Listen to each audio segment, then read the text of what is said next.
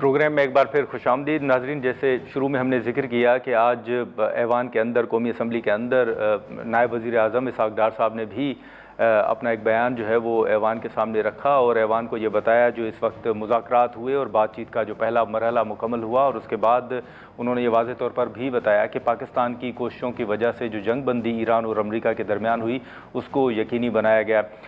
کل ایرانی صدر کا جو دورہ تھا اس کو بھی بڑی اہمیت دی گئی۔ بات چیت کا پہلا مرحلہ مکمل ہونے کے بعد یہ ایک بڑی اہم پیش رفت تھی۔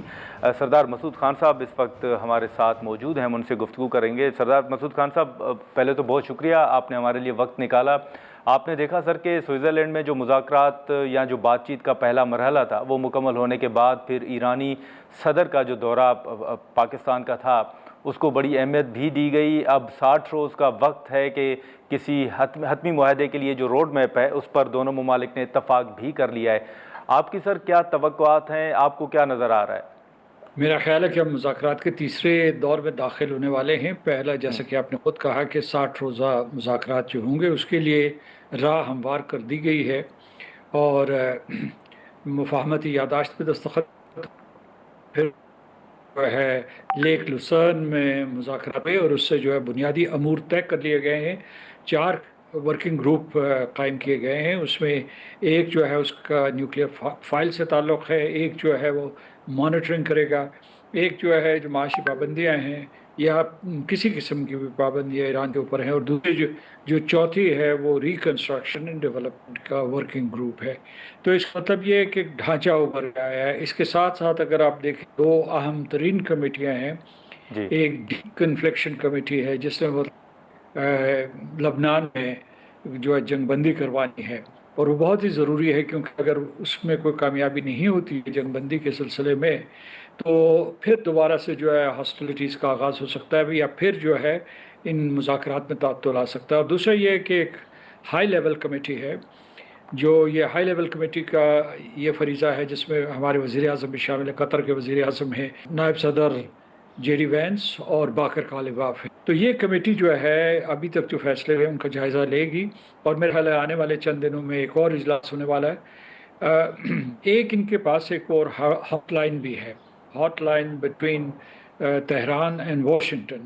وہ خاص طور سے یہ دیکھے گی کہ آبدہ ہرموز کی صورتحال کو کیسے سنبھالا جائے تاکہ ویسلز کی آمد و رفت میں، وہ آئل ٹینکرز ہوں یا کارگو ویسلز ہوں، اس میں کسی قسم کی وہ غلط فہمی پیدا نہ ہو، کوئی مس کمیونیکیشن نہ ہو۔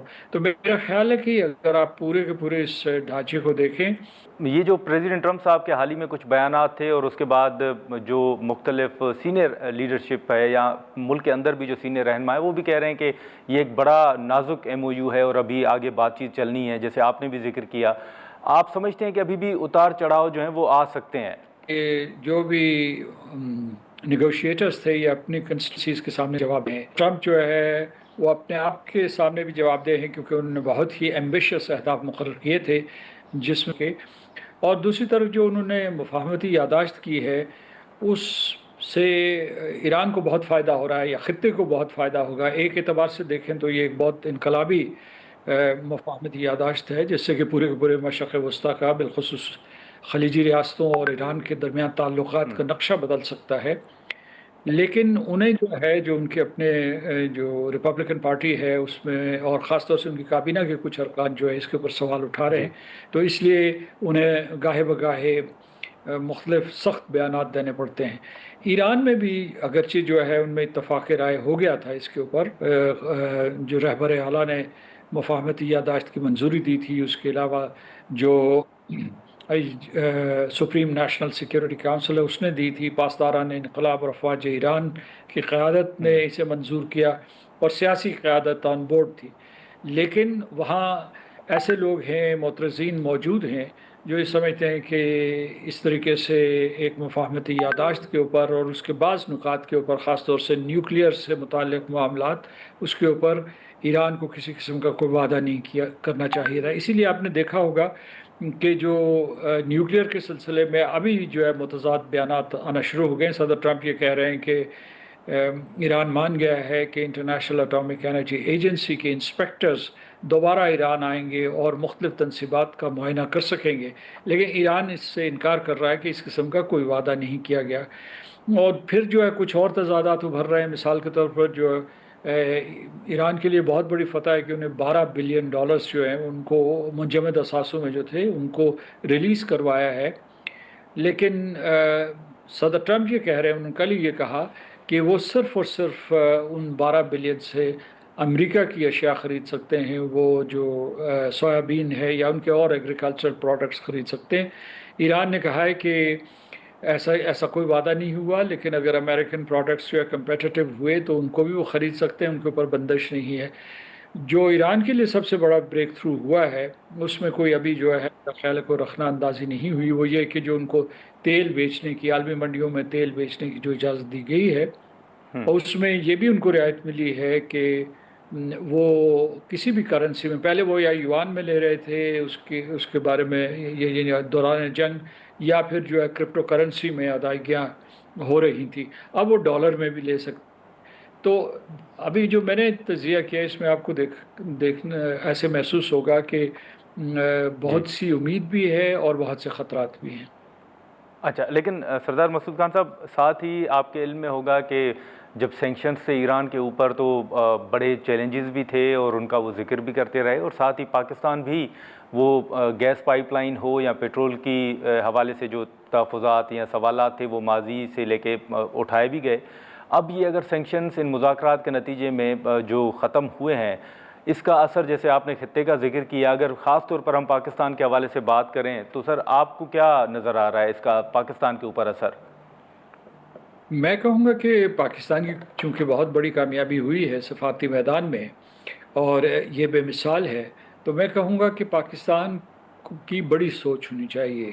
پاکستان شوڈ تھنک بگ، کیونکہ ایک تو Iran Pakistan gas pipeline ہے تو وہ ایک نامکمل شدہ پروجیکٹ ہے، اسے مکمل کرنا چاہیے. واضح طور پر ایران کے مطابق انہوں نے اپنے حصے کا کام کیا ہوا ہے، ہم نے اپنے حصے کا کام کرنا ہے. لیکن میں یہ تجویز بار بار دے رہا ہوں کہ ہمیں یہ کرنا چاہیے کہ پاکستان ایران راہداری قائم کرنی چاہیے، اور یہ راہداری جو ہے ایران سے گزرتے ہوئے وسطی ایشیا میں جانی چاہیے. اس کی ہلکی سی جھلک آپ نے دیکھی دوران جنگ، جب تقریباً 3,000 جہاز بحیرہ عرب سے، کیونکہ وہ خلیج فارس میں نہیں جا سکتے تھے یا خلیج فارس سے باہر نکلے تو اپنے منزل پہ نہیں جا سکتے تھے، تو وہ لیکن ان کی جو بھی مرچنڈائز تھا it was destined for Iran. تو وہ جب وہاں لنگر انداز ہوئے تو ہم نے تینوں اپنی جو پورٹس تھی، یعنی کراچی، پورٹ قاسم اور پھر گوادر، اس کو استعمال کر کے وہ ساری کی ساری اشیاء جو تھی وہ ایران کو پہنچا دی چمن اور تفتان سے. تو اس کی وجہ سے ایک نئی راہداری بن گئی ہے. اس راہداری کو مضبوط اور مستحکم کرنے کی ضرورت ہے، اور پھر جو ہے چابہار سے اوپر جو راستہ جا رہا ہے وہ جو وسطی ایشیا کی طرف، اسے پاکستان استعمال کرے، اور چابہار اور گوادر پورٹس جو ہے ان میں ایک قسم کی سسٹر پورٹ ریلیشن شپ قائم کرے. پھر یہ ہے کہ جو ایران کے ساتھ میں سمجھتا ہوں کہ، اور کل صدر پزشکیان بھی یہاں تھے، تو بجلی، تیل اور گیس، اس کی درآمد پاکستان کے لیے کھلنی چاہیے. اور بجلی اور تیل پہلے سے آ رہا ہے لیکن وہ انفارمل ٹریڈ ہے، اب اسے فارملائز کیا جا سکتا ہے. اسی طریقے سے جو خلیجی ریاستیں ہیں، میں سمجھتا ہوں اس سے پاکستان کو فائدہ اٹھانا چاہیے. یہ تو ایک تو خام تیل کی جو درآمد ہے اس میں ہمیں کچھ نرمی ہونی چاہیے انشورنس میں اور دوسرے جو اخراجات ہوتے ہیں. لیکن سب سے بڑا جو اس وقت پاکستان فائدہ اٹھا سکتا ہے، جو اس کے لیے جو خیر سگالی کا جذبہ پورے خطے میں پایا جاتا ہے، وہ یہ ہے کہ ہم خلیجی ریاستوں سے، یورپ اور امریکہ سے زیادہ یہاں زراعت میں، صنعت میں، نیو ٹیکنالوجیز میں اور ٹیک سٹارٹ اپس میں سرمایہ کاری کروائیں. اور اس کے لیے ماحول سازگار ہے. صرف یہ ہے کہ ہمیں پیش قدمی کرنی چاہیے، اور دوسرے یہ کہ ہمارے پاس کوئی ایسا منصوبہ ہونا چاہیے. منصوبہ پہلے سے موجود ہے، ایک SIFC موجود ہے جس کا کام یہ ہے کہ وہ کسی طریقے سے سرمایہ کاری کے لیے سہولت کاری کرے. تو میں سمجھتا ہوں وہ انسٹیٹیوشن بھی موجود ہے. اس کے بعد BOI بھی، بورڈ آف انویسٹمنٹ موجود ہے. اس کے بعد جو ہے منسٹری آف انڈسٹریز اور ایگریکلچر جو ہیں وہ بھی موجود ہیں. تو پاکستان میں انسٹیٹیوشنل بیس موجود ہے. اگر ہم جو ہے بجائے الگ الگ مختلف خانوں میں کام کرنے کے بجائے ایک سینرجائزڈ ایفرٹ کریں تو پاکستان اس سے بہت بڑے پیمانے پہ مستفید ہو سکتا ہے.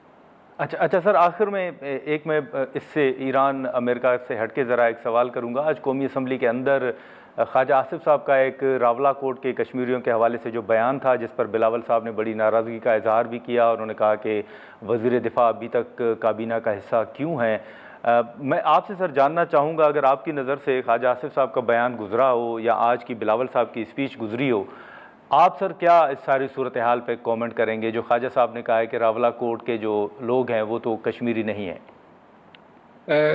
میں صرف یہ کہوں گا کہ اگر آزاد کشمیر کے لوگ سن 1947 میں متحرک نہ ہوتے اور اپنا خون نہ دیتے تو آزاد کشمیر آزاد نہ ہوتا. راولا کوٹ سے میری مراد پونچھ ہے، اور پھر اس کے ساتھ جتنے ملحقہ علاقے ہیں، وہ کوٹلی ہے، میرپور ہے، وہ محاذ تھے جس میں وہاں کے لوگوں نے قربانیاں دی. اور یہ جو خطہ ہے 13,200 مربع کلومیٹر کا، انہوں نے خون دے کے اسے آزاد کروایا ہے. دوسرا ایک بات یہ ہے کہ میرا خود تعلق جو ہے وہ راولا کوٹ کی دھرتی سے ہے، اور ہمارے بانی سردار محمد ابراہیم خان کا بھی اسی دھرتی سے تعلق ہے. اور 16 جولائی 19 جولائی سن 1947 میں جب وہ وہاں ایک ایم ایل اے تھے، ممبر آف لیجسلیٹو اسمبلی تھے، تو انہوں نے اپنی رہائش گاہ کے اوپر ایک اجلاس بنایا جس میں تمام سیاسی جماعتوں کا، اس اجلاس نے یوم الحاق پاکستان کی قرارداد پاس کی. اگر وہ قرارداد پاس نہ ہوتی اور اس کے بعد پھر انہوں نے آ کے جد و جہد کی، تو میں سمجھتا ہوں کہ پاکستان کے نقطہ نظر سے اور کشمیر کے نقطہ نظر سے راولا کوٹ کے لوگ محسنین ہیں، اور اس طریقے سے ان کی جو شناخت سے انکار مناسب نہیں ہے.